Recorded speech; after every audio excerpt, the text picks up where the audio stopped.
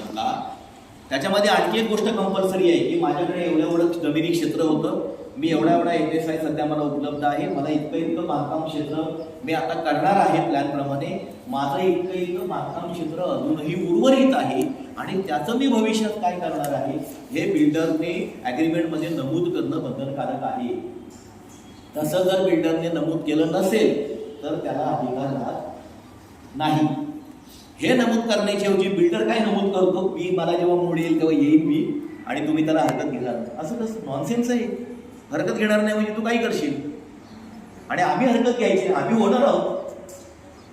जेव्हा बिल्डिंग बनत असते तर सोसायटीला जे काही 11-12 सदस्य लागतात बनायला, ते 11-12 फ्लॅट विकल्यानंतर बिल्डरने प्रमोटर होऊन सोसायटी बनवण्याची प्रक्रिया सुरू करायची असते आणि इतर सगळ्या रिकाम्या फ्लॅटवरती त्याने बिल्डर म्हणून येऊन ती सोसायटी बनवायची असते.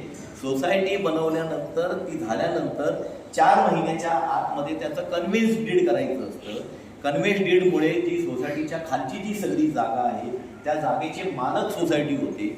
आज आपल्याकडे धोकादायक इमारतींचा प्रश्न येतो, जुन्या इमारती होतात, त्या सगळ्या जुन्या इमारतींना तडे गेले, कधी अपघाती कुठली बिल्डिंग जर कोसळली तर त्याच्यामध्ये सगळ्यात महत्त्वाचा मुद्दा जो कुठला असतो तो तुमच्या मीडियामध्ये अजूनपर्यंत कधीही चर्चेला जात नाही की त्या बिल्डिंगमध्ये राहणारे लोक आहेत, त्यांच्या सोसायटीचं कन्व्हेन्स डीड झालेलं नसल्यामुळे ते जमिनीचे मालक नसतात आणि ती बिल्डिंग पडल्यानंतर तुम्हाला रिडेव्हलपमेंट जर परत कधी करायचं असेल तर तुम्हाला बिल्डर पुढे हात पसरण्याशिवाय दुसरा पर्याय नाही.